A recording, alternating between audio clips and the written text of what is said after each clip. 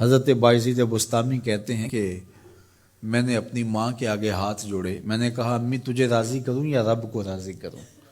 تو اپنے حق مجھے معاف کر دے، اللہ کو میں راضی کر لیتا ہوں۔ ماں نے کہا جاؤ پتر میں اجازت دیتی ہوں۔ گئے جنگلوں میں ذکر و فکر میں لگے رہے، تنہائی میں اس کو یاد کرتے رہے، دن رات ذکر کے چراغ روشن رکھے۔ 12 سال گزر گئے حق کی تلاش میں۔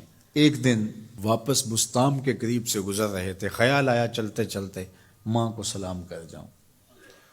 دروازے کو دستک دینے لگے تو اس خیال نے ہاتھ روک لیا کہ ساری زندگی ماں کو سکھ تو دیا کوئی نہیں، اب دکھ بھی کیوں دینے لگے ہو؟ رات کا ایک پہر بیت گیا ہے، سردیوں کی لمبی رات ہے، ماں بستر میں لیٹی ہوگی، تیرے لیے اٹھے گی، دروازہ کھولے گی۔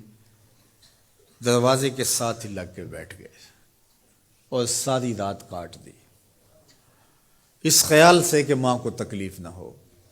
جب سحری کا وقت ہوا تو اندر سے جو نالی آتی تھی اس نالی سے پانی آیا، سمجھ گئے میری ماں تہجد کے لیے اٹھی ہے اور وضو کا پانی ہے، تو فوراً دروازے پہ دستک دی۔ اندر سے آواز آئی بیٹا بایزید میں ابھی آئی۔ مائیں بیٹوں کے دستک کے انداز سے جان لیتی ہیں یہ کس بیٹے کے ہاتھوں کا لمس ہے۔ 12 سال کے بعد آئے، دستک دی، کہا بیٹا بایزید میں ابھی آئی۔ ماں کی تو نگاہیں ہی دروازے پہ رہتی ہیں۔ اللہ اکبر۔ کہتے ہیں کہ ماں نے دروازہ کھولا، 12 سال جنگلوں کی خاک چھانتے بیت گئی تھی، پراگندہ صورت، بکھرے ہوئے بال، پھٹے ہوئے کپڑے۔ میری ماں کی جب نگاہ میرے پہ پڑی تو اس کی چشمان سے موٹے موٹے آنسو ٹپکنے لگے، اور اس نے ایسے ہاتھ پھیلا کے کہا مالک میرا بیٹا بایزید تیری طلب میں نکلا تھا، تو نے ابھی تک اسے اپنا قرب نہیں دیا۔ حضرت بایزید بستامی کہتے ہیں 12 سال کی ریاستوں سے جو کچھ نہیں ملا تھا ماں کے اٹھے ہوئے ہاتھوں سے مل گیا۔ میں نے کہا مالک میں تجھے کہاں ڈھونڈ رہا ہوں، تو کہاں موجود ہے؟ تو ماں باپ کی رضا اللہ کی رضا کا دروازہ کھولتی ہے۔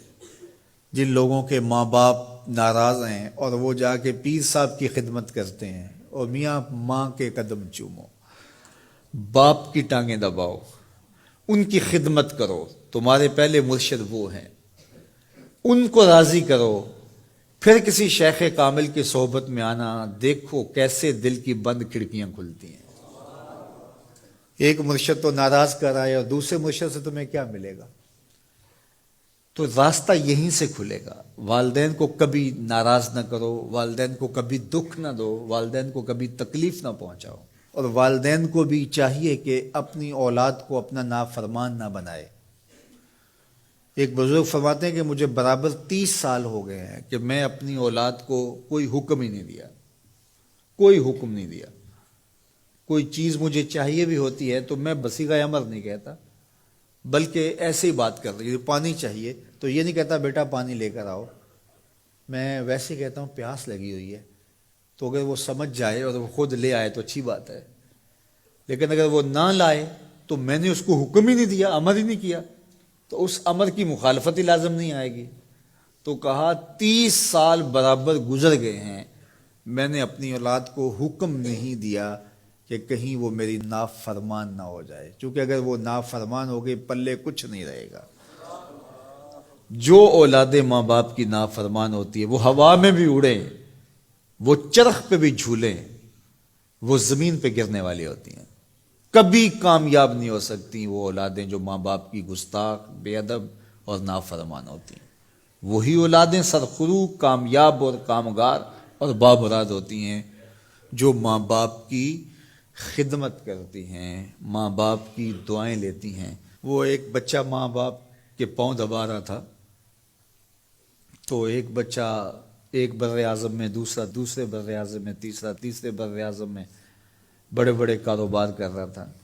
تو کوئی اس کا دوست ملنے آیا، اس نے کہا کہ اس نکمے کو بھی کہیں بھیج دو، فلاں جو ہے وہ یورپ میں ہے، فلاں امریکہ میں ہے، وہاں اتنی بڑی کمپنی اس نے کھولی ہوئی ہے، اس نکمے کو یہاں بٹھایا، اس کو بھیج دو، یہ تو نکمہ کسی کام کا نہیں۔ کہا یہ نکمہ ہی تو میرے کام آ رہا ہے، کہ نکمہ ہی تو میرے کام آ رہا ہے۔ تو اولاد خوش نصیب ہے کہ اپنے ماں باپ کی خدمت کرے، اور ان کے ساتھ حسن سلوک کرے۔